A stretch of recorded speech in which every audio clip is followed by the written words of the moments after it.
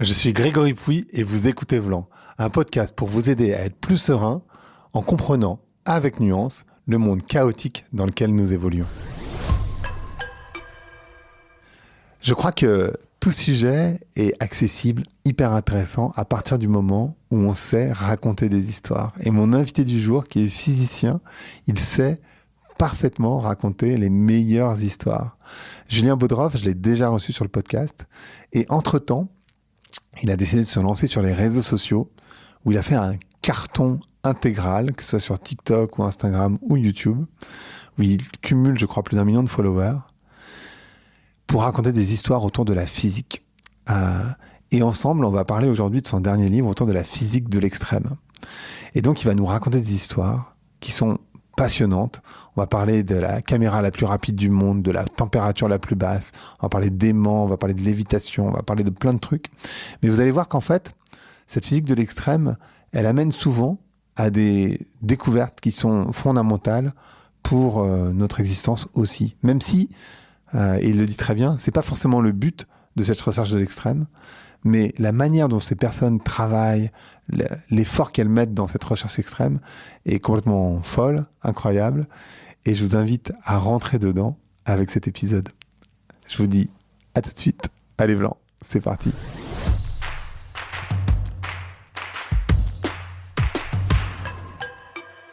Donc bonjour à toutes, bonjour à tous, bonjour Julien, comment ça va? Ça va très bien, bonjour. Je suis content de t'avoir à nouveau sur le podcast et entre-temps, il s'est passé quand même quelque chose d'assez exceptionnel, c'est que tu as décidé de te lancer sur les réseaux sociaux et ça a explosé. Ouais, j'ai découvert ce monde étrange des réseaux sociaux où je suis depuis un peu plus de 2 ans maintenant et j'essaye de poster 2 petites vidéos par semaine. Et ça touche, c'est vrai, un public qu'on n'avait pas jusque-là. Et t'es sur TikTok et Instagram. Et YouTube Et aussi, non? Facebook, et YouTube, et LinkedIn, c'est la totale, hein. Et c'est marrant parce que on s'attend, on voit pas autant de contenu hyper smart sur les réseaux, je trouve. Et je m'attendais pas à te voir comme ça. Je suis tombé sur toi vraiment par hasard sur TikTok et j'étais là genre, ouais, mais attends, mais c'est Julien. Ouais, les universitaires en particulier, moi je suis universitaire, ils sont très peu présents, parce qu'on n'aime pas ce format, ça va pas avec ce qu'on est nous, c'est-à-dire que nous on aime prendre le temps pour expliquer, on aime écrire un livre de 200 pages, faire une conférence de 1 heure, rentrer dans la profondeur des choses, comme tu le fais un peu avec ton podcast. Et les réseaux, c'est vraiment l'abomination, quoi. C'est faire un truc en 2 minutes, mais les 10 premières secondes doivent être hyper attractives. Mais j'ai quand même voulu tester ce format parce que moi, j'aime tester tous les nouveaux formats. C'est ça que je fais dans mon équipe avec les designers. Et donc, je me suis dit, tiens, c'est une contrainte comme une autre. Est-ce qu'on est capable de raconter un petit peu de science en 2 minutes? Et je me suis rendu compte petit à petit en testant toutes les choses possibles qu'en fait, il n'y a pas de limite. C'est-à-dire qu'on peut raconter un article scientifique en 2 minutes, on peut raconter une équation en 2 minutes, on peut vraiment se lâcher, on peut aller dans un labo et raconter ce qui se passe dans un labo en 2 minutes. Évidemment, on va pas raconter autant qu'en 200 pages, hein. Mais ça touche une nouvelle audience, hein. On s'est rendu compte, moi par exemple, sur TikTok ou Instagram, les 2 tiers de mon audience a moins de 25 ans. Et donc, nous, ça Incroyable. renouvelle le public. Et un truc chouette que j'avais pas anticipé, c'est que ce public, ensuite, on le voit en vrai. C'est-à-dire que maintenant, quand je fais des conférences ou des événements, les 2 tiers de la salle a moins de 25 ans, alors qu'avant, les 3 quarts de la salle avaient plus de 60 ans. Et donc, les gens se déplacent maintenant et viennent me voir en vrai. Et là, le pari est gagné parce que ces gens qui m'ont juste vu pendant 2 minutes de façon quand même très superficielle, là, ils vont avoir vraiment de la science pendant peut-être 1 heure dans une conférence, par exemple. Alors, évidemment, de façon sympa, fun et tout, comme je le fais sur les réseaux, mais où je peux rentrer en profondeur dans les sujets. D'accord. Est-ce que ce que tu as développé sur les réseaux sociaux, ça a impacté le nouveau livre que tu sors, à la physique de l'extrême ou pas? Non, c'est plutôt l'inverse. C'est-à-dire que moi, D'accord. moi, le livre, justement, j'aime prendre mon temps, raconter de belles histoires, hein. Mais je me suis demandé, une fois que j'ai écrit le livre, tiens, comment ces histoires, je pourrais aussi les raconter en 2 minutes pour faire sentir, en tous les cas, aux gens ce que moi m'intéresse dans la physique de l'extrême, et puis qu'après, éventuellement, ils aient à lire le livre. Et ça a très bien marché. C'est-à-dire que ces histoires que je raconte en 20-30 pages à chaque fois, Mm, mm. je peux les raconter aussi en 2 minutes. Alors, ça n'a pas la même saveur, c'est pas de la même façon. Je rentre pas évidemment dans toutes les coulisses, tous les arrière-plans et tout ce qu'on peut y raconter, mais ça fait un sujet comme un autre. Et donc, moi, j'ai bien aimé faire ça. Donc, ces allers-retours entre les réseaux et la forme écrite, moi, j'en suis friand. Parfait, parfait. On va rentrer dans le livre, évidemment, c'est tout le but. Là, on peut prendre plus que 2 minutes par histoire, donc c'est l'avantage. Euh, une question que tu touches un tout petit peu dans l'introduction, et je me pose la question, est-ce que la recherche, elle a besoin d'être déraisonnable pour avancer? Pas toujours, mais elle a besoin. Alors je veux dire, plutôt que d'être déraisonnable, c'est aller à fond. Mm. C'est-à-dire que, en gros, la recherche, hein, si on simplifie un peu, la recherche fondamentale, c'est faire avancer les connaissances de l'humanité. Et ces connaissances, elles sont déjà costauds. Donc avoir l'ambition, même l'ego démesuré, de se dire on va essayer de comprendre un truc que personne n'a compris avant nous, ou d'explorer une friche inconnue, eh ben ça demande une forme de démesure, mais surtout ça demande de façon extrême de prendre le temps qu'il faut, la précision qu'il faut, la technologie qu'il faut, les moyens qu'il faut. Donc avoir une ambition démesurée. Ça ne veut pas dire qu'on est déraisonnable, c'est-à-dire que ça peut être quelque chose de tout petit, tout délicat, qu'on va monter dans un laboratoire pendant 5 ans, 10 ans, mais c'est déraisonnable évidemment dans l'ambition et peut-être dans le temps qu'on va devoir y passer. Le point commun à chaque fois quand même, c'est que quand on veut faire avancer les connaissances de l'humanité, en tous les cas dans mon domaine en physique, il faut y mettre un temps fort, une énergie importante, beaucoup de cerveau, beaucoup aussi de savoir-faire, de technologie, et que c'est qu'à ce prix-là qu'on arrive finalement à faire avancer les connaissances. Ouais, et c'est fou parce que là, on est vraiment sur les enfin, ce que tu décris dans le bouquin, on est vraiment sur les extrêmes, mais c'est des gens qui ont poussé jusqu'au bout du bout du bout. Enfin, dans ma compréhension, évidemment, mais c'est un peu ce que tu expliques dans le livre malgré tout. Chacune des expériences pour voir jusqu'où on pouvait aller, quoi.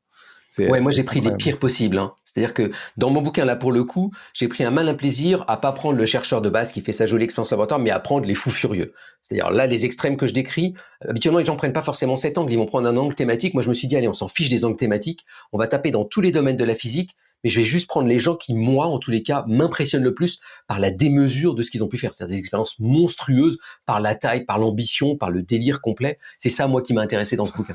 D'une certaine manière, il faut être un peu fou. Enfin, pour ça, j'utilisais le mot déraisonnable, mais ce que tu dis, c'est pas forcément déraisonnable, mais il y a quand même ce, en fait, d'ailleurs, ces deux mots qu'on n'associe pas. Enfin, on utilise le savant fou, tu vois. Il y a cette image du savant fou, mais on utilise assez peu. Souvent, on envisage les physiciens comme des personnes, tu vois, extrêmement structurées, très cartésiennes, un peu ennuyeuses d'une certaine manière. Et donc déjà, avec ton compte Instagram, TikTok, etc., tu prouves l'inverse. Mais aussi là, dans ton livre, c'est exactement l'inverse que tu prouves. C'est-à-dire que tu montres que, en fait, on peut faire des trucs complètement dingues. Alors c'est des gens qui sont un peu schizophrènes. Moi, alors je les ai rencontrés, il faut dire. Hein. Pour ce Oui, bouquin, j'ai j'imagine. vraiment été taper à la porte des labos et aller voir les collègues en leur disant mais raconte-moi. Et j'ai face à moi des gens qui sont, je trouve, un peu schizophrènes. C'est-à-dire que c'est des gens qui vont avoir l'air hyper structurés, hyper sages, hyper calmes et qui font vraiment des choses dans une grande précision et une grande rationalité. Mais ce qu'ils te racontent qu'ils sont en train de faire n'a pas de sens. Tu vois, ils te disent oui, moi j'essaie d'aller 1000 milliards de fois plus froid que n'importe où dans l'univers et je vais faire ça dans une tour géante de 120 mètres de haut sous vide en Allemagne. Mais ils te racontent ça de façon hyper calme, hyper structurée. Ils disent puis après-demain j'envoie une fusée avec mon laboratoire pour essayer de tester je sais pas quoi et tout et tout. Et tu découvres petit à petit quelque chose de complètement déraisonnable pour le coup et démesuré, mais mené par des gens très bien, très tranquilles, très calmes, qui parfois se rendent même pas compte eux-mêmes qu'ils sont en train de toucher à des choses impossibles, quoi. Ouais, c'est ça. Est-ce que il y a parce que je sais que dans la physique c'est le cas, dans la science de manière générale c'est le cas, mais est-ce que dans la physique de l'extrême, les accidents ont un rôle dans les trouvailles? Non, je me méfie de ce mythe-là. Tu sais, t'as plusieurs D'accord. mythes. T'en as un, c'est la découverte par hasard et par accident, hein, ou par Mhm. sérendipité, et qu'on aime bien mettre en exergue, et dont j'ai beaucoup entendu parler. Et alors, me méfiant toujours un petit peu des mythes ou des idées reçues, j'ai été voir un peu. Alors moi, je me suis amusé juste à prendre les prix Nobel en physique. Tu vois, c'est un critère Ouais. comme un autre. Donc les découvertes les plus importantes, et j'ai essayé de voir lesquelles étaient dues au hasard. Et en entendant ce mythe depuis vraiment le début de mon histoire professionnelle, je me suis dit, peut-être que la moitié doivent être consacrées aux découvertes par hasard. Il y en a peut-être que 2 ou 3 sur 100 ou 120 qui ont été faites par hasard. D'accord. L'essentiel des découvertes n'est jamais fait par hasard, n'est jamais fait par accident, de genre, ah tiens, il y a un truc qui tombe par terre soudain. Par contre, il y a de l'inattendu. Tu vois que c'est un peu différent. L'inattendu, Mm. c'est, je vais faire des recherches dans une direction, et puis soudain, quelque chose d'inattendu se passe, mais je le cherchais. Mais ce que je trouve, c'est pas ce que j'attendais. Et vu que je le cherchais suffisamment et que j'ai l'esprit suffisamment éveillé et ouvert, je vais me rendre compte que c'est inattendu et aller ensuite dans cette piste. Un bon critère pour moi, pour savoir si c'est du hasard, juste un accident ou pas, Mm. c'est est-ce que d'autres personnes au même moment dans le monde auraient pu aussi par hasard faire cette découverte. Et alors quand tu te poses cette question-là, tu te rends compte que la personne qui a fait la découverte, en fait, c'était la seule au monde qui pouvait la faire à ce moment-là. Donc elle avait Mm. vraiment cherché dans la bonne direction, elle avait les bons outils, les bons moyens, le bon site d'observation, et quelque chose d'inattendu s'est passé, mais c'était la seule finalement à avoir été le chercher. Par contre, il faut absolument qu'une chercheuse ou un chercheur ait cette capacité à repérer l'inattendu et à aller s'y engouffrer quand il arrive. Mais c'est pas du hasard. C'est pas du hasard au sens où cette personne, ça faisait 10 ans qu'elle se donnait les moyens de chercher cette chose inattendue. Mm. Ouais, je vois ce que tu veux dire, mais il y a quand même dans ce que tu décris une ouverture au monde qui est indispensable. Est-ce que tu dirais que chez les chercheurs, c'est une qualité absolument indispensable d'être ouvert au monde, parce qu'en fait, on est dans un monde justement où les gens ont tendance à se fermer dans leurs croyances en ce moment. Et je serais très curieux de parler d'ouverture. Et c'est une bonne question, et je suis pas sûr. Là aussi, je vais aller peut-être contre un truc qu'on imagine toujours, du chercheur très ouvert, très cultivé, qui s'intéresse à tout. Moi, honnêtement, les collègues, j'en suis un aussi, hein, qui s'intéressent à un sujet. Souvent, ceux qui font les plus grands progrès, c'est des gens qui sont très fermés, au sens où ils vont s'intéresser à un sujet hyper précis pendant 20 ou 30 ans de leur vie, ne pas en changer, et c'est au prix de cet effort ultra focalisé qui vont finalement faire des découvertes et des avancées. C'est un peu triste, hein, j'aimerais te dire l'inverse. J'aimerais te dire que c'est en allant à des expositions, en s'ouvrant, en collaborant avec plein de gens, en changeant tout le temps de domaine, qu'ils vont faire des découvertes. En physique, en tous les cas, c'est un peu l'inverse, quoi. C'est la prime à l'effort, on va dire, et à l'obstination. Alors, par ailleurs, donc ça veut dire que je considère qu'ils sont pas si ouverts par rapport au monde, par exemple, par rapport à un artiste, tu vois. Par contre, ils sont ouverts au sens scientifique. C'est-à-dire que ils vont être dans une honnêteté intellectuelle et une ouverture qui fait qu'ils vont pas se laisser avoir par des a priori.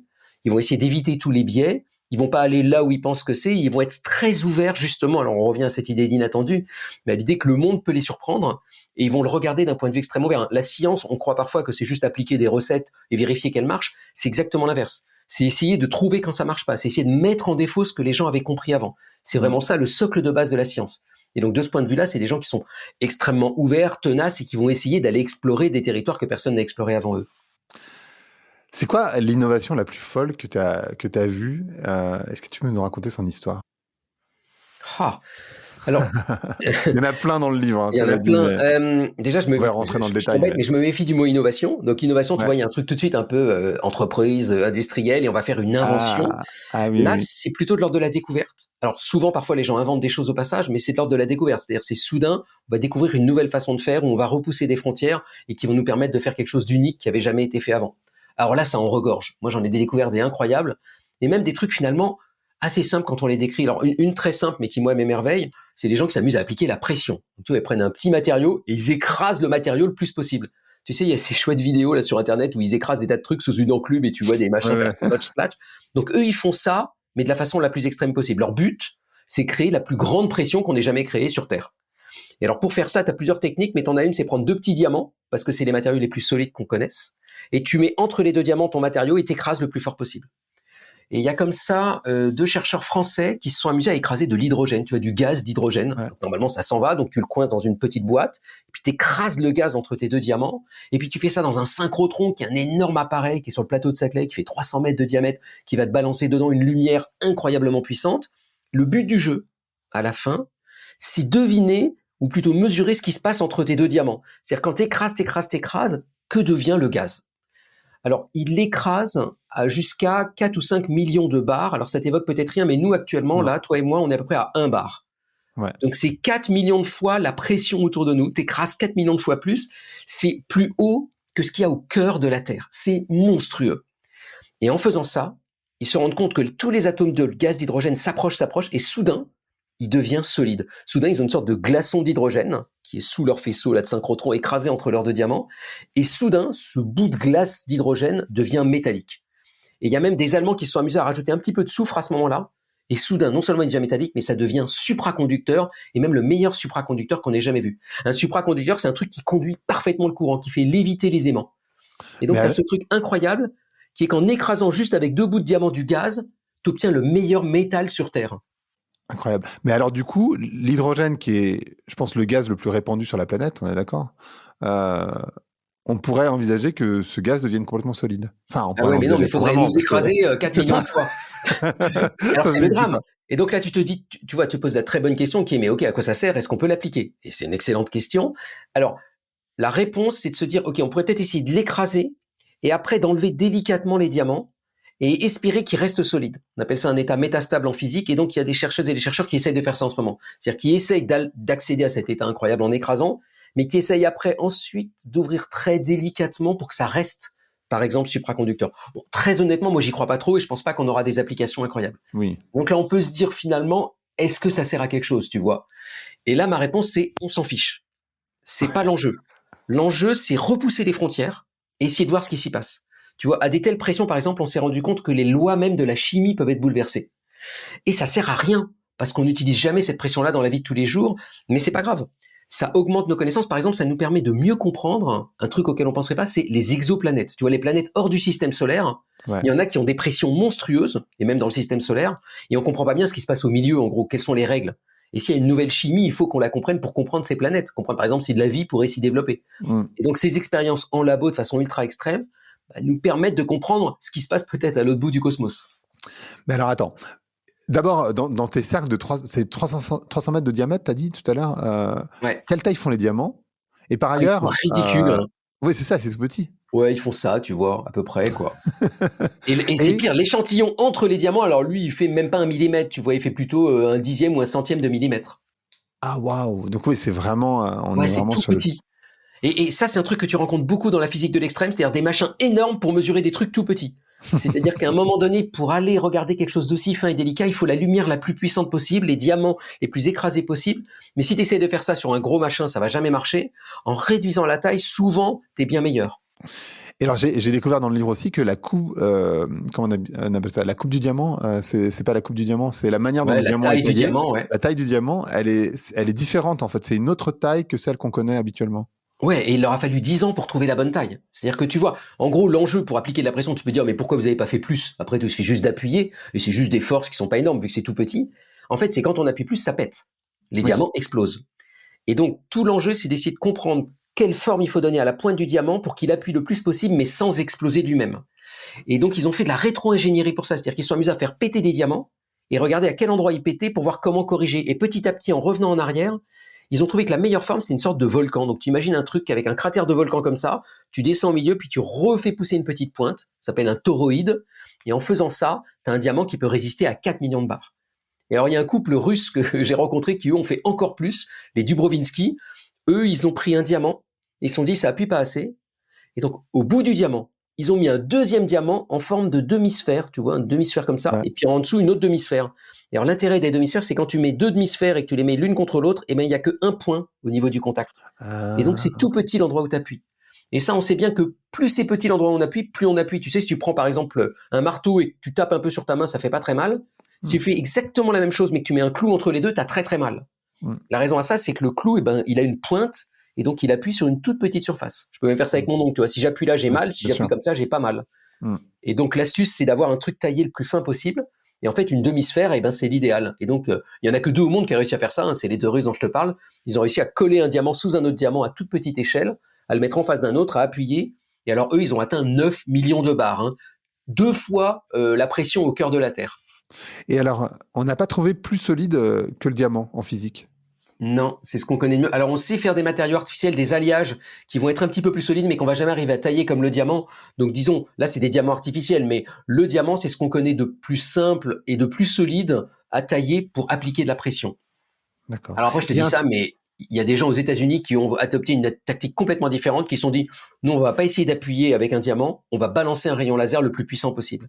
Parce que quand tu balances un énorme rayon laser avec une puissance qui fait, alors leur rayon laser, il faisait, je crois, 20 centrales nucléaires en puissance, monstrueux. Donc c'est 170 rayons laser qui arrivent tous ensemble au milieu d'une espèce d'étoile de la mort, enfin un truc, c'est Star Wars. Hein. Et ils font flotter un échantillon au milieu, ils envoient 170 rayons laser ultra puissants au même moment sur l'échantillon. Et là, ça crée une telle énergie que ça crée une sorte de vague de compression qui comprime le matériau pendant un temps extrêmement court.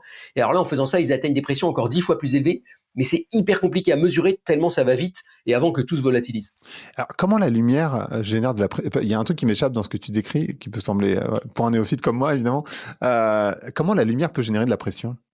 Ah bah parce que la lumière, tu vois, c'est de l'énergie. Hein. Si je me mets près d'une ampoule électrique, je la sens bien, l'énergie. Et donc, si tu la focalises, tu sais, c'est un peu comme quand tu prends une loupe et que tu balances la rayon du soleil en dessous, ça fait brûler une feuille de papier. Ouais. Bah là, c'est un peu ça. C'est-à-dire que tu balances un énorme soleil sur un échantillon en focalisant sur quelques nanomètres.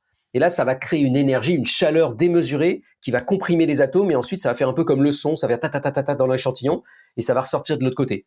En général, tu fais ça sur un matériau normal, tout fond dans l'instant et se volatilise. Mais le diamant arrive à résister. Donc finalement, ils ont étudié le diamant. Ils se sont dit, bon, bah, le seul truc qu'on peut étudier à ces pressions-là, c'est le diamant. Et ils ont eu une grande surprise. Ils se sont rendus compte que le diamant tenait le coup. C'est-à-dire que quand ils mettent le diamant à 2 térapascales, donc là on est à 20 millions de bars, les calculs prévoyaient que le diamant s'évapore, hein, il devienne du gaz de carbone finalement, parce que c'est que du carbone le diamant. Et ils se sont rendus compte qu'il tenait le coup, qu'il restait solide et qu'il tenait, et qu'après quand ils refermaient la machine, ils pouvaient récupérer le diamant. Et ça, c'est un mystère. On n'a pas encore bien compris pourquoi le diamant est aussi solide. Ah. Et c'est intéressant parce que ça veut dire que offrir un diamant, c'est vraiment pour l'éternité, quoi. Il y a un autre truc que j'ai lu dans le livre qui m'a, sur la pression toujours, qui m'a surpris, c'est la pression sur la peau qu'on vit au quotidien. Tu dis, en fait, c'est l'équivalent de 10 tonnes. Et j'ai eu du mal à Ouais. comprendre comment la pression qu'on peut vivre sur notre peau au jour le jour, c'est 10 tonnes. Comment ça marche, ça? Mais ça, faut pas que tu le comprennes, faut que tu le subisses. C'est-à-dire qu'il y a plusieurs manières de te le faire sentir. L'une d'entre elles, c'est de te mettre dans l'espace, et là, tu vas sentir que sans pression, il t'arrive des choses bizarres. Alors, c'est arrivé une fois, pendant des tests dans une grande machine sous vide. Il y avait un astronaute de la NASA, et à un moment donné, il y a eu un problème avec la machine, il s'est retrouvé sous vide pendant quelques secondes, donc il s'est un peu évanoui. Et il a raconté qu'avant de s'évanouir, il avait senti la salive bouillir dans sa bouche. Parce que quand tu baisses la pression, à 20 degrés, les liquides ils se mettent à bouillir. Donc, il peut t'arriver plein de choses. Alors, nous, on s'en Ouais. rend pas compte dans la vie de tous les jours, hein, pour une raison toute bête, c'est qu'à l'intérieur de notre corps, tu as plein de liquides, de sang, de machin, de globules et tout, qui eux aussi vont créer une pression sur ta peau et appuyer dans l'autre sens. Donc, si ça, c'est ta peau, bah, en gros, tu as la pression de l'extérieur qui t'appuie monstrueusement, mais à l'intérieur, il y a tes fluides qui appuient dans l'autre sens, donc ça s'équilibre et heureusement. Et sinon, tu aurais des gros problèmes avec tes yeux, etc., etc. Donc, on le sent pas, mais si tu fais le calcul, en gros, sur mon corps actuellement, il y a à peu près 10 tonnes. L'air autour de moi appuie, parce que tu as les molécules d'air qui arrêtent pas de me taper dessus. Et en me tapant, ça appuie, ça fait de la pression. Et ça correspond à peu près à 10 tonnes. Sur mon visage, là, il y a 300 kilos à peu près qui appuient en permanence. Mais tu vois pas mon visage écrasé parce qu'à l'intérieur, c'est pas vide. À l'intérieur, ça pousse dans l'autre sens. Et en plus, la peau, c'est assez dur et élastique. Donc, c'est bien foutu. Ah, ça, c'est incroyable. Parce qu'il y a un incroyable, c'est comment on s'en est rendu compte. L'histoire est très marrante, hein. On est à Florence, à la Renaissance, tu vois, c'est l'époque de Galilée. Ouais. Et tu as les gens qui s'occupent des fontaines à Florence, les fontainiers, qui ont un gros problème, c'est qu'ils essaient de faire des fontaines, mais ils se rendent compte qu'ils n'arrivent pas à faire monter l'eau au-delà de Mm. 12 mètres. Mm. Et ils essayent de creuser plus, ça marche pas. Ils essayent de mettre des pompes plus puissantes, ça marche pas. Donc ils vont voir Galilée, qui est quand même le type intelligent de l'époque, et lui disent on a un problème avec nos fontaines. Et alors Galilée, il imagine tout un truc en disant ah, mais oui, c'est un truc de physique ça. Probablement que en fait, en haut, ça aspire, il y a une sorte de force. Il se plante complètement. Et c'est son élève Torricelli qui va avoir la bonne idée, qui va comprendre que en fait, ce qui se passe, c'est que quand tu vas creuser et que tu récupères l'eau et que l'eau ressort des fontaines, et que tu as un système comme ça, en fait, ce qui fait sortir l'eau, c'est pas un truc magique qui aspirerait l'eau par en haut, c'est la pression de l'atmosphère qui est en train de pousser l'eau par en dessous pour remonter dans les fontaines. Et cette pression, elle a une certaine limite parce que l'air, il appuie d'une certaine façon. Et si toi, tu fais un tuyau trop haut, et ben, l'eau ne ressort jamais. Et Mm. c'est ce qu'on a, par exemple, quand on boit avec une paille dans un verre. On croit souvent quand on boit avec une paille, c'est que on crée une force en aspirant. En fait, pas du tout. Ce que tu fais quand tu aspires dans une paille, c'est que tu crées du vide en haut de la paille. Donc, tu enlèves les molécules. Donc, il y a moins de pression. Et donc, l'eau du verre, elle pousse à cause de la pression atmosphérique et ça remonte dans la paille. Donc, quand Ah on ouais? boit à la paille, en fait, on ne peut le faire que grâce à la pression atmosphérique. Ah, c'est incroyable. Dans le bouquin, tu commences pas par la pression, tu commences par le magnétisme. Et je veux Ouais, savoir moi, pourquoi tu commences par le magnétisme. ah, pour une raison toute bête, c'est que moi, pendant 20 ans, j'ai travaillé avec des champs magnétiques intenses. Donc moi, je Ah, dirais que ce que j'ai connu de plus extrême dans ma vie de chercheur, c'était les champs magnétiques. Et non seulement je travaillais dans un laboratoire où on avait un champ magnétique qui fait en gros, je sais pas, 10, 20 fois une IRM d'hôpital, donc c'était déjà costaud, hein, fallait pas rentrer n'importe comment. Une fois que quelqu'un est rentré avec des ciseaux, ça a tout détruit, parce que c'était waouh. attiré magnétiquement et ça a traversé l'expérience. Et puis j'ai même été travailler sur des appareils à Grenoble, par exemple, et à Toulouse, qui sont des installations spéciales qu'on se partage entre chercheurs et chercheuses, et qui sont des champs très intenses, qui peuvent aller jusqu'à 50 ou 100 Tesla, c'est-à-dire là 100 fois une IRM d'hôpital. Hein. C'est monstrueux. Et donc voilà, j'ai une affection particulière pour les champs magnétiques parce que je m'y suis frotté moi-même pendant ma vie de chercheur en physique quantique. Ok, je comprends. Et dans ce que tu décris, on peut mettre en lévitation des choses. Tu parles d'une grenouille, entre autres. Comment on arrive à mettre en lévitation une grenouille Ah, alors en là, champ magnétique? tu vas voir, c'est un peu stupide. Il suffit juste de lâcher la grenouille dans un champ magnétique et elle va léviter. En fait, l'histoire est assez marrante. Hein. C'est un type qui s'appelle André Geim et qui à l'époque faisait des recherches sur des nanomatériaux et il utilisait justement des champs magnétiques très élevés.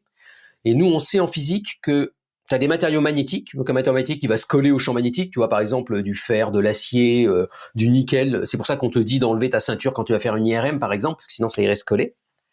Et puis les matériaux non magnétiques, on dit bon bah les matériaux non magnétiques, je peux les mettre dans un champ magnétique, il se passe rien. Alors c'est pas tout à fait vrai.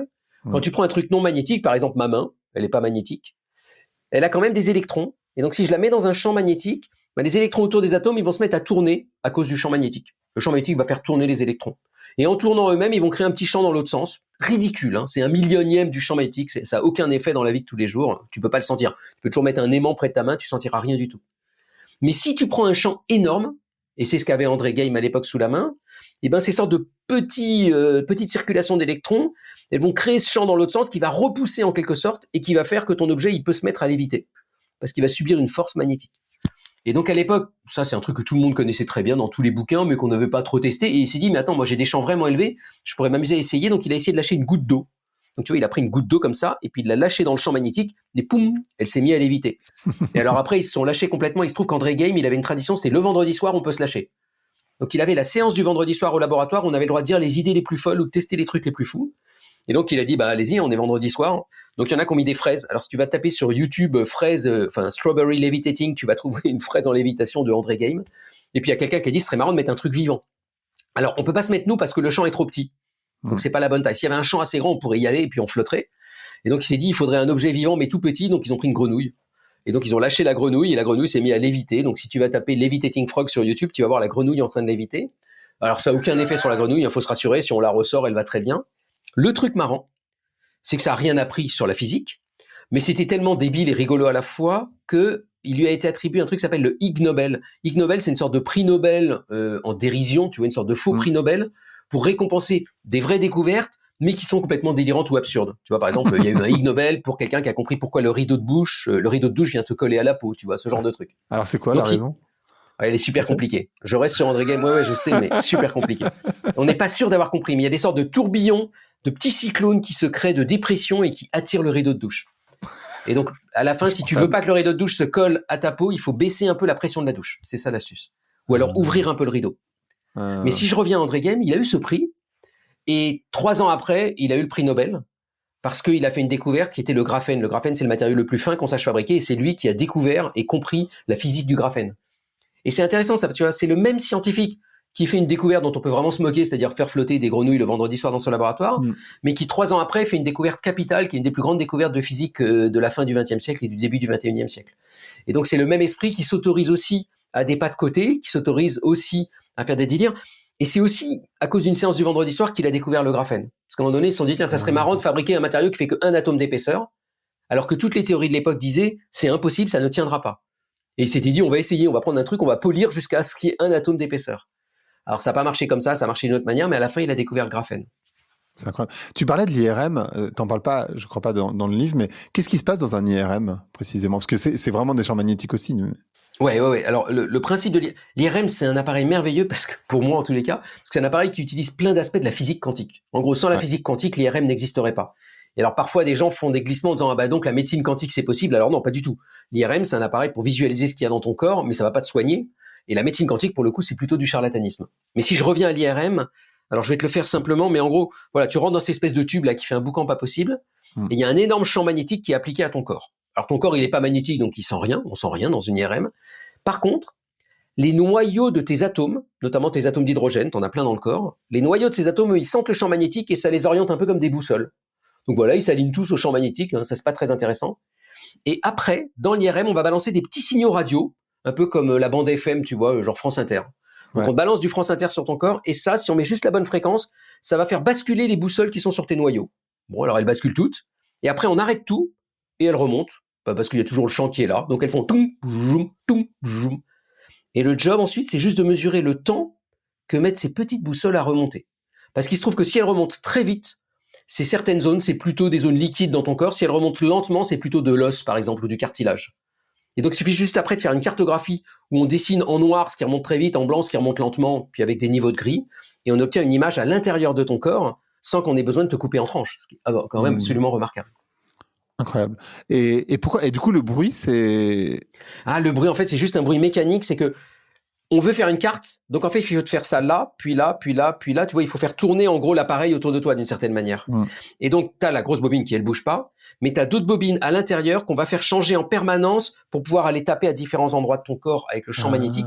Ça va créer des effets mécaniques, en fait. C'est-à-dire que ça va frotter un peu mécaniquement, je crois, parce que tu es en train de faire bouger des gros machins dans des gros machins. Et c'est ce bruit-là que tu entends, le crrr, crrr, crrr, crrr. C'est ce champ que tu es en train de bouger petit à petit pour faire la cartographie. Mais c'est pas du tout dangereux. Et en parlant de voir à l'intérieur du corps, sans l'ouvrir, dans le livre, tu parles d'un appareil photo, d'une caméra rapide plutôt, qui permet de de voir sous la peau sans ouvrir. Tu peux nous expliquer ça? Ouais. Alors en fait, il y a deux trucs, mais c'est la même équipe, c'est un peu trompeur. Donc c'est des physiciens qui bossent avec des médecins dans des laboratoires et dans des labos associés à la médecine. Et eux, ce qui les intéresse, c'est développer des nouvelles techniques d'imagerie, un peu comme l'IRM. Et c'est en développant ces nouvelles techniques qu'ils ont trouvé des nouvelles façons de traiter l'image et de faire des caméras qui leur servent maintenant à la fois dans la physique et dans la médecine. Alors du côté de la physique, ils ont réussi à fabriquer la caméra la plus rapide au monde. Donc c'est une caméra, tiens-toi bien, là la caméra par exemple qui me filme en ce moment, elle doit filmer peut-être à 24 images par seconde ou à 30 images par seconde. La caméra qu'ils ont fabriquée, elle filme jusqu'à 100 000 milliards d'images par seconde. Wow. Et c'est l'objet le plus inutile au monde parce qu'il n'y a rien qui va assez vite pour que tu le vois passer à cette vitesse-là, sauf la lumière. Donc ils ont réussi à filmer la lumière en train d'avancer. Donc il y a des films absolument incroyables sur YouTube où ils balancent un rayon de laser dans un miroir et on voit le rayon de laser qui fait poum, poum. Et donc la lumière, nous on pense toujours que c'est instantané quand on allume une lampe, Oui, je sais pas quoi, parce que ça va trop vite. Eux, ils la voient vraiment avancer à 300 000 km par Parce qu'après, ils seconde. peuvent le ralentir, c'est ça en fait, pour que toi tu Ouais, puisses le voir. ouais, exactement. Après, tu vois, ils te font une sorte de stop motion, quoi, un peu un film d'animation, et ils te le ralentissent, et c'est une image toutes les 20 picosecondes, c'est-à-dire tous les 20 millièmes de milliardièmes de seconde pour que toi, tu aies le temps de la voir. Et donc ça sert à rien, mais c'est une démonstration que leur machine, elle est incroyable. Mais avec la même technologie et le même genre de machine et de traitement d'image, ils se sont dit, est-ce qu'on pourrait aussi faire de l'imagerie médicale? Et donc, ils s'en servent pour des applications médicales. Par exemple, avec à peu près la même machine, ils arrivent à voir un truc qu'on avait du mal à voir jusque-là, c'est le courant électrique se balader entre tes neurones. Et le courant électrique passer d'un neurone à un autre à travers des synapses. Et ils arrivent à faire des films où on voit le courant passer. Incroyable. Et puis, la même équipe, pour te montrer ces liens finalement invisibles, alors que cette caméra, elle ne sert pas à grand-chose en tant que telle, et ben, dans les mêmes techniques, les mêmes technologies et autres, ils ont développé à côté une autre méthode, alors avec plein d'autres chercheurs, hein, c'est pas les seuls, qui elle est en train de révolutionner un certain pan de l'imagerie médicale, qui est une technique de photoacoustique. Alors l'idée, en fait, on la doit à Graham Bell, hein, elle remonte à il y a plus de 100 ans, mais le principe, c'est qu'on t'envoie un tout petit peu de lumière sur ta peau, un petit rayon laser, alors pas puissant du tout pour pas que ça te brûle ou je sais pas quoi, donc tu vois, on prend une sorte de lampe de poche et on balance de la lumière. Alors la lumière, elle a du mal à entrer dans la peau, mais elle entre un petit peu sur 1 ou 2 centimètres. Donc t'imagines des petits grains de lumière qui avancent et qui arrivent à un endroit de ta peau, et là, ça va chauffer un peu l'intérieur de ton corps. Alors rassure-toi, ça le chauffe, je crois, d'un 10e de degré. Donc, c'est ridicule. Oui, donc. Et en chauffant à cet endroit-là, donc là où il y a, je sais pas, un peu de sang, un peu de cartilage, je sais pas quoi, dans ta main, par exemple, et ben, en chauffant, ça va comprimer un petit peu, ça va changer un peu la pression, ça va vibrer un petit peu, et ça va créer un peu de son, de l'ultrason. Donc, tu es en train de chauffer, ça crée du son, donc c'est comme si tu avais un micro à l'intérieur de ton corps qui fait bah, bah, bah, et ça remonte jusqu'à ta peau. Et donc après, ils ont mis des micros, donc on te recouvre de plein de petits micros pour mesurer le son émis par ton corps quand on l'éclaire. Tu vois que c'est vicieux, hein. C'est pour ça qu'on appelle ça photoacoustique. Tu mets de la lumière, ça fait du son et tu détectes le son. Et une fois que tu as détecté ton son, et ben ça te permet de savoir d'où venait le son et donc de faire de l'imagerie. C'est un peu comme, tu sais, quand on fait des échographies, c'est un peu ça, on envoie du son dans le corps et on regarde comment il rebondit. C'est ça qui permet de faire une échographie. Ouais. Et c'est une sorte de radar, quoi. Ben là, tu fais la même chose, mais avec de la lumière au lieu du son. Et ça permet de faire des images très rapidement. Alors moi, je me demandais, mais à quoi ça sert de faire des images très rapidement? Et ce que m'a raconté le chercheur en question, c'est qu'un gros intérêt, c'est notamment quand tu veux détecter des tumeurs cancéreuses, par exemple, dans le sein. Donc tu fais cet examen, je crois, qui est très pénible, hein, notamment pour les femmes, qui est d'aller faire... voilà. Donc là, tu peux le faire bien plus rapidement. Et alors, ça a un intérêt, c'est que vu que tu peux la faire en 20 secondes, tu peux demander à la patiente de retenir sa respiration. Et donc, tu n'as plus du tout toute la perturbation liée au mouvement de tes poumons quand tu respires. Bien sûr. Et ça permet de faire des images bien plus précises. Le fait de faire l'image en un temps très court fait que tu vas pas avoir le temps d'être perturbé par tous les mouvements de ton thorax quand tu dois respirer, quand tu fais ça pendant 10 minutes. Et donc, ça fait des images bien plus fines. Et donc, on sait faire maintenant non seulement des trucs moins pénibles, moins invasifs, moins longs en termes d'imagerie, et aussi plus fins et plus nets grâce à cette technique-là. Et tu vois, ce que j'aime bien dans cette histoire-là, qui était un peu longue, hein, désolé, c'est que tu as quelqu'un qui travaille sur un truc complètement inutile et extrême, la caméra la plus rapide au monde, qui sert à rien et à personne. Mais c'est pas un hasard que ça soit dans la même équipe, avec les mêmes chercheurs et le même matériel, que se développent les techniques d'imagerie hyper avancées qui, elles, servent vraiment dans le monde médical. Tu as vraiment des transferts de technologie. Mais du coup, tu disais, on utilise le son également dans l'expérience dont tu parles là, alors que là, c'était la caméra la plus rapide. Donc c'est une caméra rapide, mais qui aussi prend le son en considération. Non, alors, parce que je te mélange plein de trucs. Ce que je disais, c'était, on a la caméra la plus rapide. Ouais. Celle-là, si tu la ralentis, elle va servir à voir certains trucs dans ton corps, par exemple les électrons dans ton cerveau. Ah, il faut ralentir pour voir les électrons. Voilà. Et la même équipe, pas avec la même caméra, mais en utilisant des technologies, notamment des traitements mathématiques assez semblables, va ensuite développer une autre technique avec du son et de l'image et de la lumière. Génial. Incroyable. C'est fou. Et tu parles aussi du froid. En fait, il y a une question que je me posais. Donc, on parlait tout à l'heure du diamant.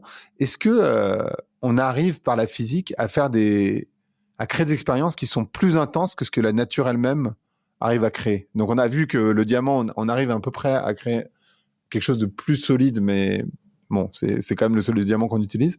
Est-ce qu'on peut faire des choses qui sont plus froides, plus chaudes, plus intenses, plus extrêmes que la nature elle-même?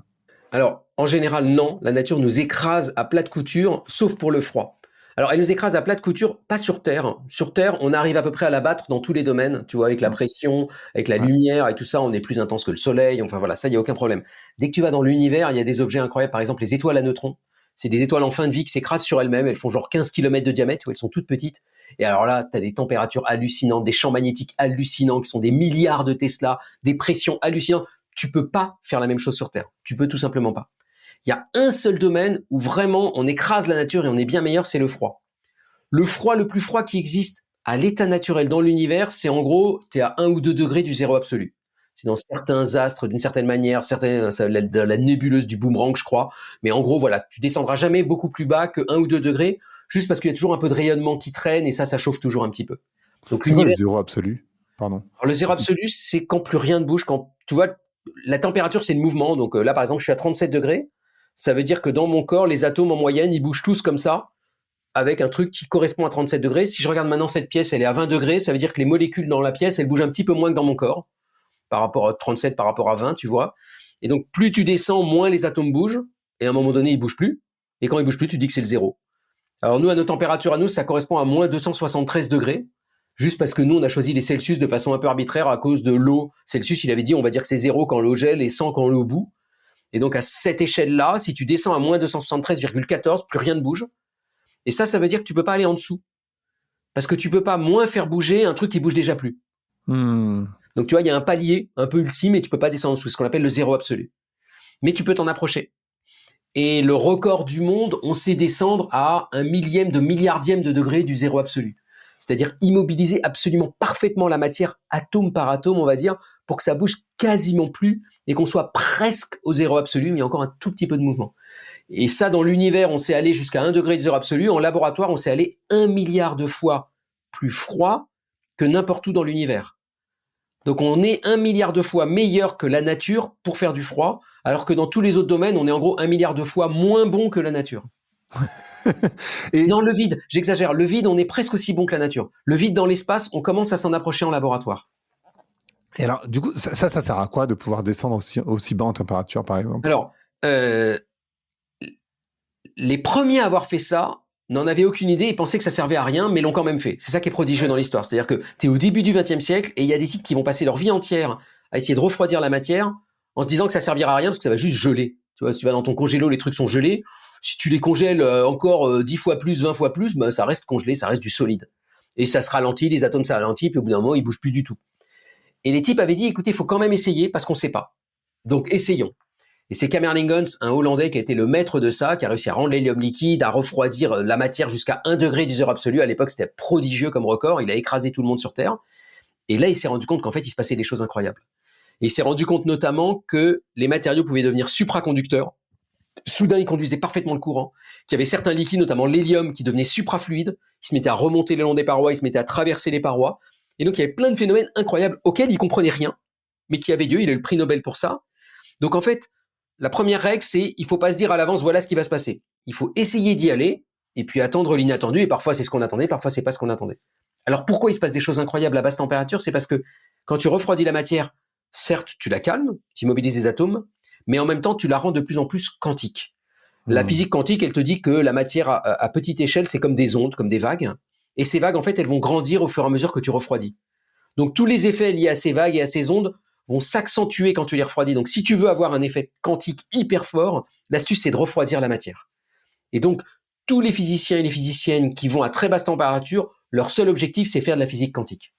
Par exemple, tu as peut-être entendu parler d'ordinateurs quantiques Oui, qui bien sûr. agitent beaucoup la communauté en ce moment, etc. Eh ben, t'en as qui marchent avec de la lumière, donc il n'y a pas besoin de les refroidir. Mais tous ceux qui marchent, par exemple, avec des petits circuits électriques, il y a besoin de les refroidir à quelques millièmes de degrés du zéro absolu. Il y a eu une explosion d'ailleurs des ventes d'appareils pour refroidir ces 5 dernières années à cause de ça. Et alors, juste par rapport à ce que tu disais, juste pour comprendre ce qui se passe dans un congélateur et pourquoi la nourriture reste comestible, c'est parce que ça bouge plus à l'intérieur, c'est ça l'histoire? Enfin, pardon, c'est vraiment des questions Non, bêtes, alors, mais... ouais, c'est pas une question bête, mais c'est une question où moi je suis nul. Donc là, c'est de la biologie. C'est qu'en gros, en biologie, je crois que si tu gèles les trucs, tu ralentis tous les processus de moisissure. Et donc, tu laisses pas la nourriture moisir. Je crois que c'est ça l'idée, mais j'y connais tellement rien dès que tu me sors de la physique. Moi, je sais très très bien t'expliquer comment marche un congélateur. Mais ce qui se passe à l'intérieur, tu vois, c'est des aliments, c'est de la biologie. Et là, je suis nul. Ah, ok. Et pourquoi, alors tu parles du cryostat à dilution, c'est ton expérience préférée?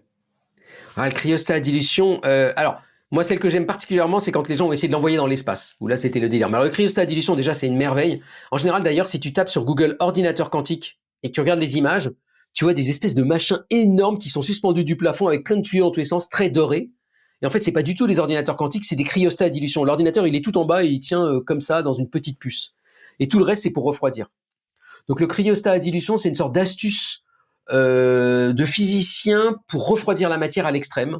Avec un cryostat à dilution, tu peux refroidir à 1/1000 de degré du zéro absolu la matière. Donc ça, c'est déjà prodigieux.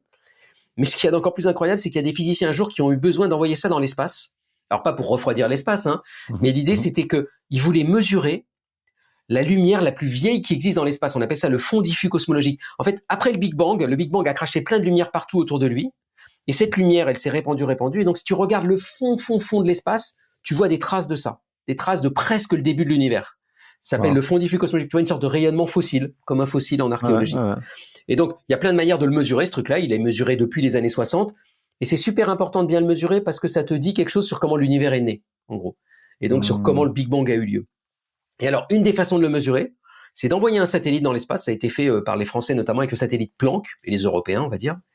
Et donc, tu envoies un satellite, et le satellite, il va essayer de mesurer justement tous les rayonnements autour de lui. Alors, il y a ce qui vient du Soleil, il y a ce qui vient des étoiles, il y a ce qui vient des planètes, et il va tous les mesurer, tous les soustraire et regarder ce qui reste à la fin.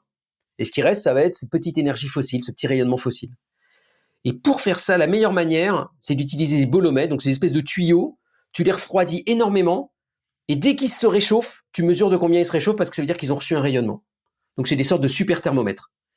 Et donc, le prix à payer pour ça, c'est que ces bolomètres, tu dois les refroidir le plus possible pour qu'ils soient hypersensibles. Donc, tu dois envoyer dans l'espace ton espèce d'énorme machin, sauf que vu que c'est dans l'espace, il faut le réduire à peu près à cette taille-là.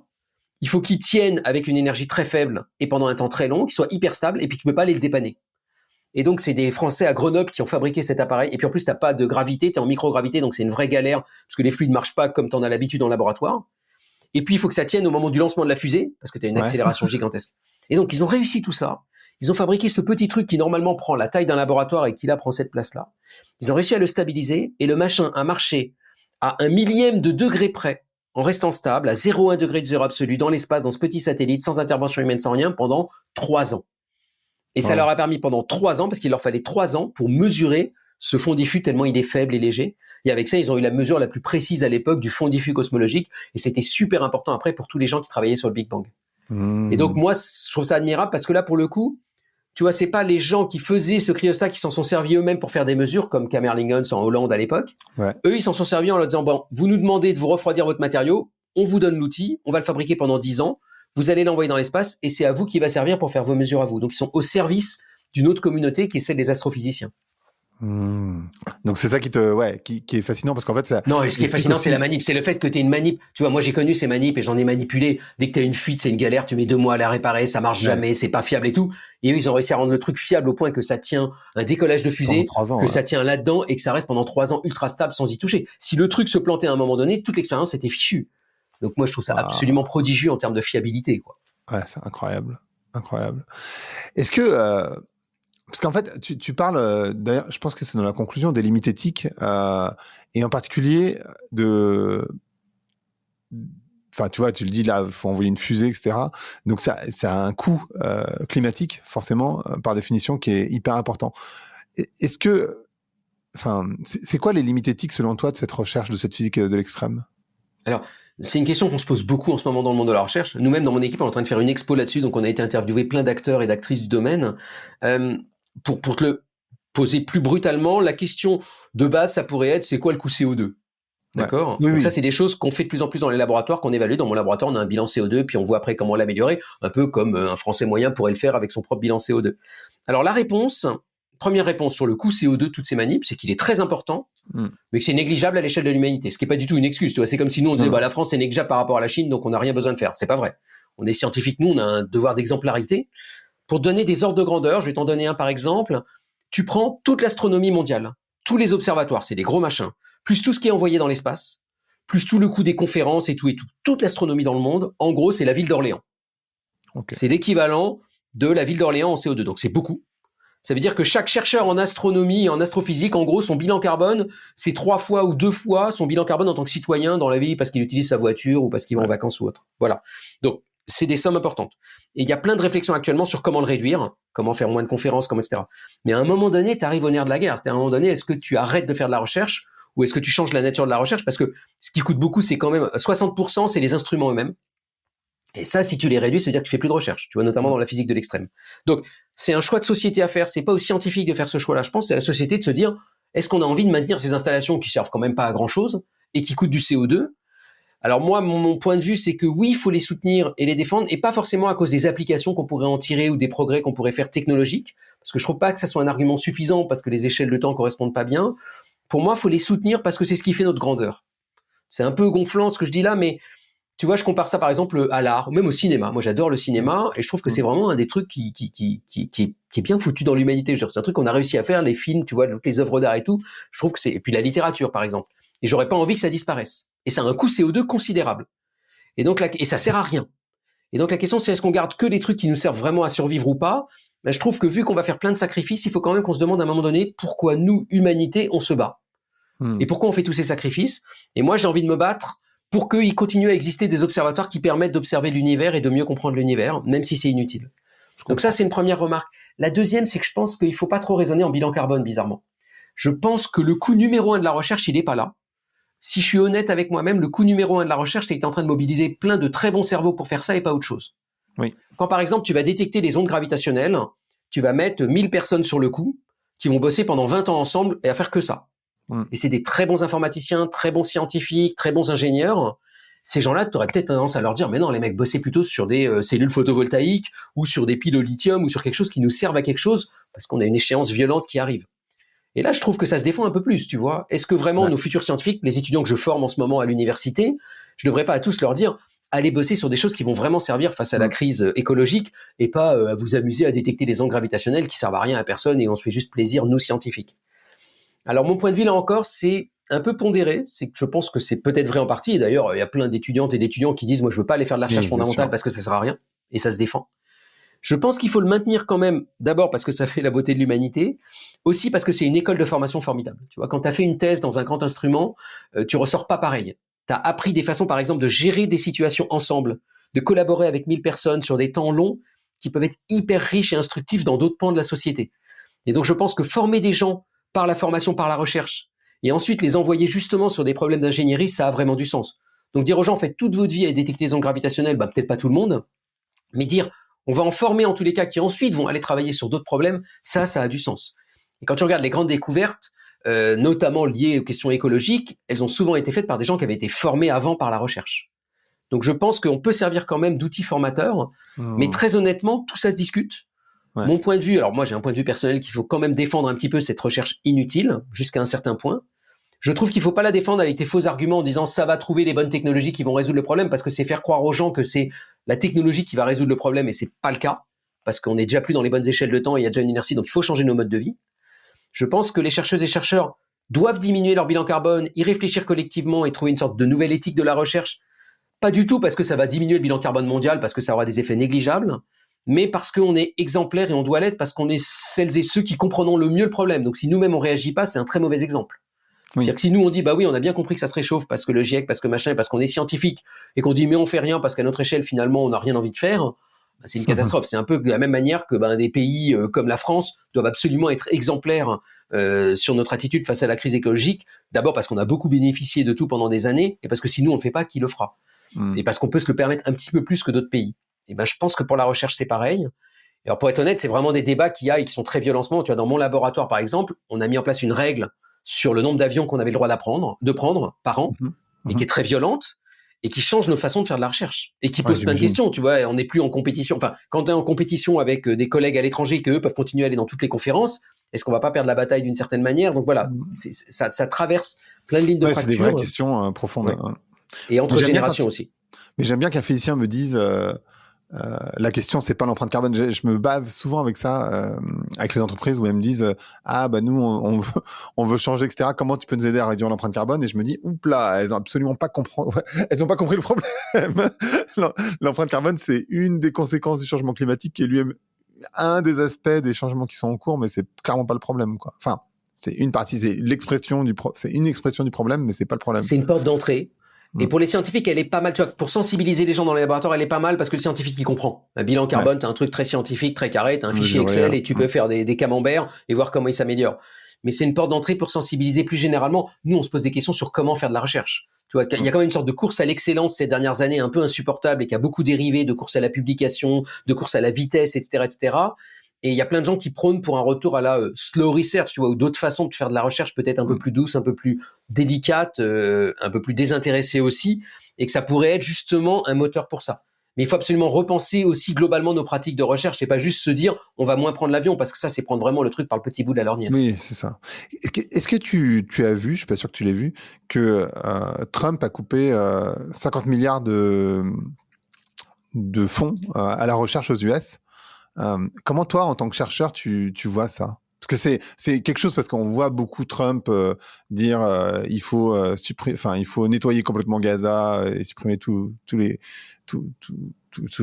locaux. Il faut il a des sorties comme ça qui sont très intenses, mais par contre il y a des choses concrètes qui se passent, comme la suppression de 50 milliards de fonds pour la recherche dont personne ne parle pour le coup.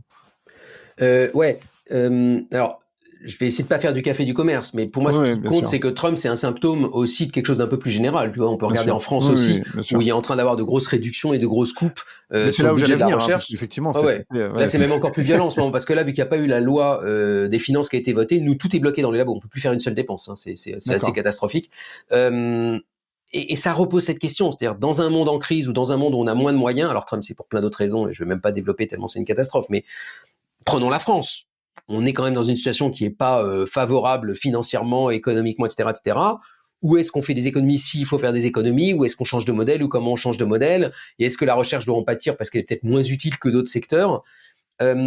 Moi, évidemment, je vais être corporatiste, tu vois, je vais défendre mon bout de gras et te dire, oui, il faut soutenir la recherche parce que j'y crois, que je crois à l'avancée des connaissances et qu'avoir une bonne position en recherche, ensuite, ça ruisselle sur plein d'autres pans de l'activité et que des pays qui sont bons en recherche, en général, sont bons dans tout le reste. Mais je pense qu'il faut prendre un peu de recul et que là, c'est pas aux chercheurs seuls de se prononcer, c'est à la société d'arbitrer. Mon travail, tu vois, à moi, c'est essayer de donner des outils aux gens pour qu'ils arbitrent mieux. Tu vois, mais le petit truc que je fais sur les réseaux sociaux, donc on se dit, bon, c'est quand même un peu superficiel et tout, à chaque fois, j'essaie de lâcher des échelles de temps.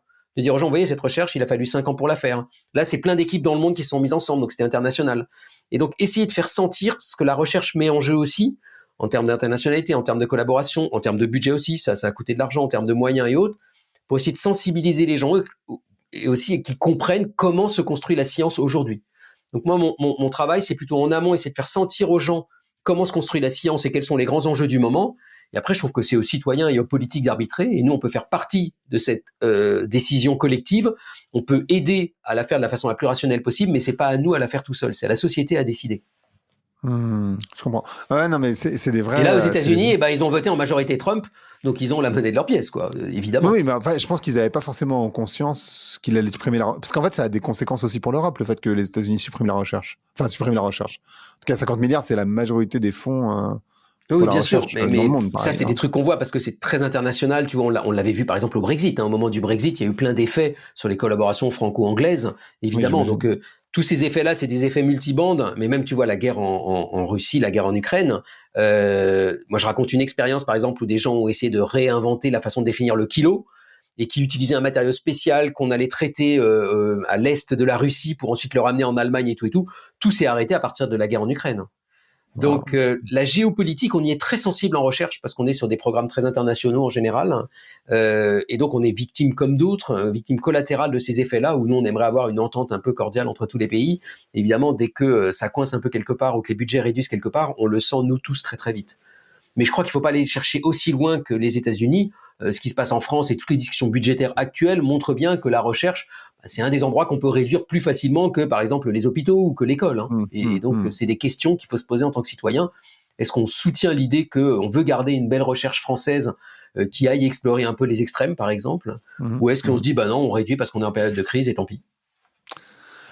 Juste pour finir, on a parlé de quelques expériences. Est-ce qu'il y a une des expériences dont on n'a pas parlé et dont tu aimerais dire un mot, je sais pas, la chute ou la photo parce qu'en fait, il y en a tellement d'autres. Mais ouais, moi je les adore aussi, toutes. Quoi. Je peux te faire un pot pourri quand même des 3-4 expériences moi, qui m'émerveillent. Il y a le meilleur microscope au monde, c'est une espèce de tube comme ça dans lequel tu balances des électrons et qui te fait des images au dixième d'atome près absolument sublimissimes. Et le type qui a fabriqué ça, pour être sûr que son laboratoire était ultra stable, il a suspendu du PQ au plafond. Et dès que le PQ bouge, il sait qu'il peut pas faire l'expérience parce que ça bouge trop. Donc, tu as ce contraste entre des expériences ultra sophistiquées et puis des petits trucs de base. Donc ça, j'adore ce côté-là. Après, il y a l'expérience qui a détecté les ondes gravitationnelles, qui est un truc délirant parce que c'était infaisable sur le papier et les gens se sont quand même lancés. Parce que c'est un truc que tu dois mesurer un miroir qui fait 10 kilos, que tu suspends, et tu dois mesurer à un moment donné une petite vibration du miroir d'un milliardième d'atome. Et donc, c'est juste impossible que le miroir, il est fait de milliards d'atomes, tu vois. Et les types se sont dit, on essaye quand même. Et moi, rien que des gens se soient dit, on essaye quand même, c'est dément. Et puis, 15 ans après, ça marchait absolument pas. Et ils ont dit, c'est pas grave, on continue, on améliore et tout et tout. Et c'est finalement au bout de 20-25 ans qu'ils ont détecté une onde gravitationnelle et qu'ils ont vu une onde qui venait de 2 trous noirs en fusion de l'autre bout de l'espace. Et moi, ça me fascinait parce que ce truc-là servait vraiment à rien parce qu'en plus, on savait déjà que les ondes gravitationnelles existaient. On l'avait mesuré d'autres façons et tout et tout. Et donc, moi, je comprenais pas pourquoi les gens allaient faire des recherches là-dessus et passer 20 ans de leur vie à faire ça. C'est ça. Et en interviewant les chercheurs pendant que j'écrivais le bouquin, je me suis rendu compte qu'en fait, c'est eux qui avaient raison. Parce qu'ils ont ouvert une nouvelle façon d'observer l'espace. L'espace, normalement, tu l'observes avec des télescopes, c'est-à-dire que tu regardes la lumière. Plein de sortes de lumière, mais tu regardes la lumière qui vient de l'espace. Et là, en fait, tu regardes des ondes qui viennent de la gravité, qui viennent du mouvement des objets et qui traversent tout à la vitesse de la lumière. Et donc ça pourrait permettre, par exemple, d'aller remonter au tout début de l'univers, au premier Big Bang et l'onde gravitationnelle que ça a pu créer à ce moment-là. Et donc ça, c'est tout un nouveau champ de l'astronomie qui s'ouvre, qui n'existait pas il y a encore 10 ans, grâce à cet outil absolument hallucinant. Et ça me fascine complètement. Incroyable. Merci.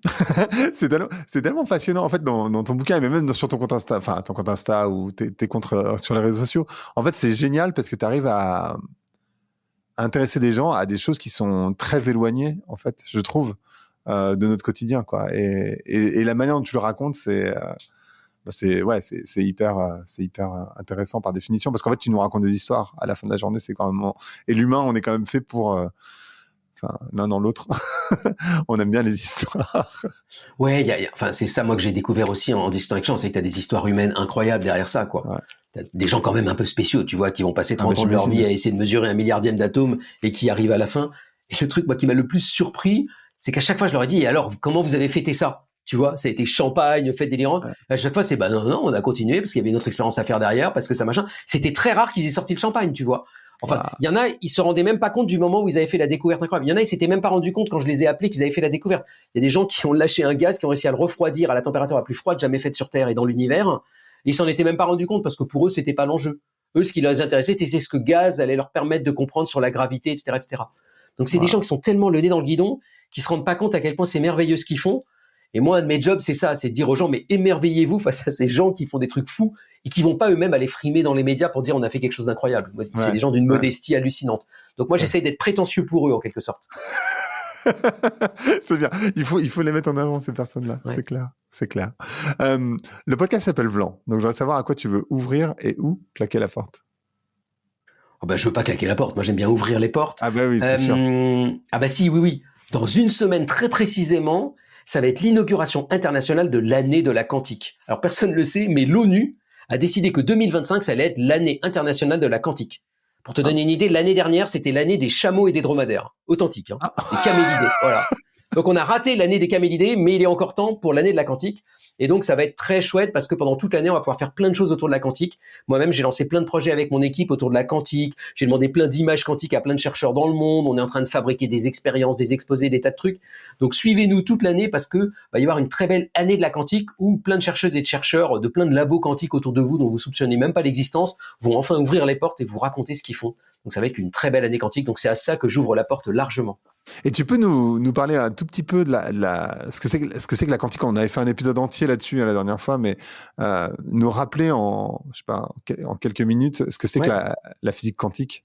Alors la quantique, c'est les lois du monde à petite échelle. En gros, quand tu descends à l'échelle d'un atome ou d'un électron ou d'une molécule, on n'a plus les mêmes lois que celles dont on a l'habitude dans la vie de tous les jours. Et en particulier, tous ces objets-là se comportent un peu comme des vagues, comme des espèces d'ondes. Et ça a plein de conséquences incroyables. Si tu balances un de ces objets-là contre une paroi, parfois il traverse la paroi. Tu peux mélanger deux de ces objets, les séparer et continuer à se ressentir à distance. Tu peux prendre un objet, cette espèce d'onde, là, cet électron par exemple, et le mettre dans deux endroits à la fois, ou dans deux états à la fois. Donc des tas de phénomènes complètement incroyables, tu vois, au sens où ils échappent à notre intuition, parce que nous, on est juste trop gros, donc on n'a pas l'habitude de ces phénomènes. Mais pas incroyables au sens où on comprendrait rien. On les comprend et on les décrit très bien en physique, c'est ce qu'on appelle la physique quantique. Donc c'est toutes ces lois qui décrivent ce monde très étrange. Alors on pourrait se dire, bon, bah, c'est un monde étrange qui nous intéresse pas trop parce qu'on le voit pas, parce qu'il est tout petit. En fait, il a un impact énorme sur le monde qui nous entoure. C'est ça qui fait la couleur de ce pull. C'est ça qui fait que ma peau est solide. C'est ça qui fait que moi, par exemple, je suis isolant alors que cette cuillère, elle est métallique. Et tout ça, on ne l'a compris que grâce justement à ces propriétés quantiques de la matière. Et alors encore plus fort, la physique quantique, non seulement elle te permet de comprendre la plupart des propriétés du monde qui nous entoure, mais elle te permet en plus d'inventer. Et donc depuis 100 ans, on a inventé des tas de trucs que vous utilisez tous les jours. Les rayons laser, c'est une invention, c'est même pas une découverte, c'est une invention de la quantique. Les LED, voilà, tout ce qui nous éclaire actuellement, c'est une invention de la quantique. Toute l'électronique, tous les transistors qui font les microprocesseurs de l'ordinateur que j'utilise en ce moment, c'est aussi inventé par la physique quantique. Parce que la physique quantique, une fois qu'elle a compris comment marche la lumière, comment marche la matière, eh ben, elle peut un peu la domestiquer, la gouverner et en faire ce qu'elle veut en quelque sorte. Et ça, c'est le job des physiciens de la quantique. Donc c'est un monde très chouette parce qu'il a l'air un peu magique au sens où les phénomènes qu'on décrit sont incroyables, mais finalement, ils ont des retombées très concrètes dans notre vie de tous les jours. Et c'est ce lien-là, moi, que j'aime faire. Ouais, c'est parfait. Super. Merci beaucoup, Julien. C'était passionnant. On a fait 1 heure pile, tu vois, c'est nickel. Super. Bah, merci à toi. Merci beaucoup. Ciao. Ce podcast a été monté et mixé par le studio Plink, qui accompagne Vlan depuis ses débuts. Donc si vous avez besoin de vous faire accompagner par de vrais professionnels sur toutes les étapes de votre podcast de marque, de l'idée en passant par l'enregistrement, qu'il soit audio ou vidéo, le montage, le mixage et la diffusion, n'hésitez pas à faire un tour sur leur site web. C'est plink.studio, plink.studio. Merci d'avoir écouté Vlan. Si vous avez aimé l'émission, n'hésitez pas à mettre des étoiles sur vos plateformes de podcast préférées. Vous pouvez aussi partager l'épisode sur vos réseaux sociaux, Instagram Stories, Facebook, LinkedIn, où vous voulez. Je suis Grégory Pouy. Vous pouvez me retrouver sur l'intégralité des plateformes sous le nom Greg from Paris. Si vous avez des idées pour des invités, si vous avez des commentaires, n'hésitez surtout pas à m'envoyer un message. Allez, merci et à bientôt.